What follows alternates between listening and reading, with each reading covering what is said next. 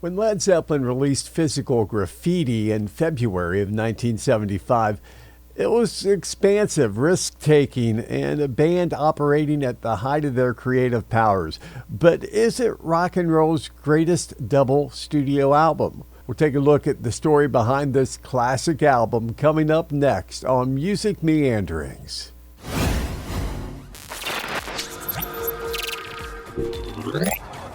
I'm Mike Lamneck. It's Music Meanderings. Thanks for joining us, and won't you take the time to please like the video, leave a comment, and subscribe to the channel. Also, hit the bell if you'd like to be notified of future Music Meandering videos. Now, by 1973, after a couple very successful albums, Led Zeppelin 4 and also Houses of the Holy, Led Zeppelin had become one of the world's biggest rock bands. They were selling out stadiums, setting attendance records, and at the same time expanding the scope of hard rock by adding folk, blues, even some progressive experimentation into their music. Now, creative juices were flowing by the time they returned to Headley Grange. That's a remote English country house where they had worked in the past. Now, it was an unglamorous place, but they could live there, write, rehearse, and record without the formal confines of a traditional studio, completely on their own schedule. Now, Zeppelin's rise to the top had afforded them this luxury. They were able to take their time and pretty much produce whatever they wanted to, the way they wanted to. Now, the band often wrote songs on the spot, jamming late into the night, shaping riffs into full arrangements quickly, like Kashmir, of course, one of the album's most iconic tracks. It grew out of a guitar pattern that Page had been playing for years. Other songs like The Rover and In My Time of Dying captured the band at their rawest, and John Bonham's thunderous drumming echoed through the house as well, creating the massive live room sound that became a Zeppelin signature. John Paul Jones, always kind of the behind the scenes, quiet architect of the band's arrangements.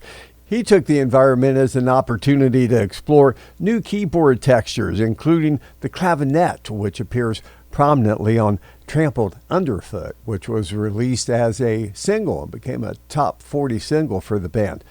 Robert Plant wove his themes of mysticism, Americana, even some personal struggle throughout the new compositions. And when they were done, the total playing time covered around 3 sides of an LP. Now, these are the pre-digital days where there were limits to how much music would fit onto a vinyl record. So they decided to expand it into a double album. They did this by including 7 previously unreleased tracks from sessions from the band's albums Led Zeppelin 3, Led Zeppelin 4, and Houses of the Holy. Various jam sessions were included as well, such as Boogie with Stu, which Jimmy Page thought would be unsuitable for a track on a single album. Additional overdubs were laid down, and the final mixing was finished up in July 1974 at Olympic Studios in London. The title, Physical Graffiti, where did that come from? Well, that was Jimmy Page's idea. He said it kind of signified the whole idea of the physical and creative energy that had gone into producing the double album. Physical Graffiti, well, it debuted at number 1 in the UK and number 3 in the United States. It's been certified 16 times platinum in the US, meaning shipments of over 8 million copies.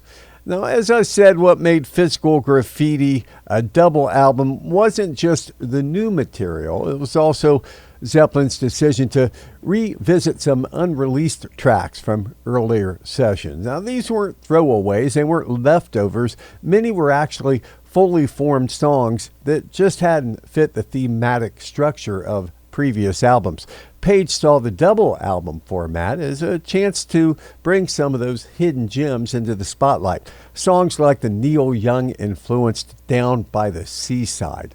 Love that song. One of my favorites, actually, as it picks up tempo and then goes back to a mid-tempo and takes you through a lot of changes. Houses of the Holy had been recorded for the Houses of the Holy album. No surprise there. However, it was left off because the band preferred a different overall sequence to that album. Studio Chatter introduces the laid-back groove of Black Country Woman, and the band is obviously having fun on the track Boogie with Stu. Now, the mixture of old and new material here creates an album that covers all of Zeppelin's many musical identities, while never really feeling disjointed. And that's the real beauty. It's like a sampler of everything awesome about Led Zeppelin on one album, or one double album. Add to that Page's sequencing artistry. That's how the tracks are lined up one after another. That's an often overlooked piece of a successful album, and you have a totally immersive experience. You know, it really does matter what order the songs are in. I recently listened to the album again from start to finish, and if you have the time, 83 minutes in total, that's really the way to go with this one. Physical Graffiti also marked Led Zeppelin's first release on their own label, Swan Song Records. Now, their new autonomy gave them total creative control and financial freedom. There'd be no corporate executive that could question a double album, and there were no restrictions on studio time, packaging cost, or artistic indulgence. And talk about packaging. It's one of the most recognizable album packages ever. In fact, it won a Grammy for Best Package. As a kid, I remember begging my grandmother to let me buy the album at a department store record department, but it was deemed as being too expensive because it was a double album. Now, on the cover, a simple photograph of a tenement building on St. Mark's Place in New York City is used to maximum potential, with the windows die cut so inner sleeves with various photos could be seen.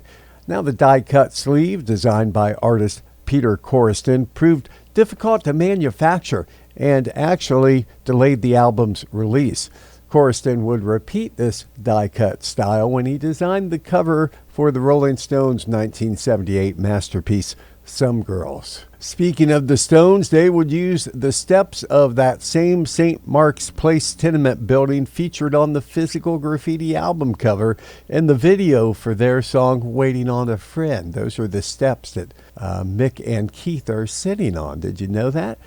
Today, Physical Graffiti is still considered one of the greatest double albums in rock history, standing alongside epics like the Beatles' White Album, Rolling Stones' Exile on Main Street, Elton John's Goodbye Yellow Brick Road, and other classics. It captures Led Zeppelin in a moment when everything, creativity, chemistry, and the artistic freedom to do what they wanted, all lined up. So what does the band think of the album? Robert Plant says Physical Graffiti represented the band at its creative peak. He's named it as his favorite Led Zeppelin album. Meanwhile, Jimmy Page calls the album a high watermark for the group. Is Physical Graffiti the best rock studio double album ever? Please comment below. Subscribe to the channel if you like the content, and hit the bell to be notified of more Music Meanderings.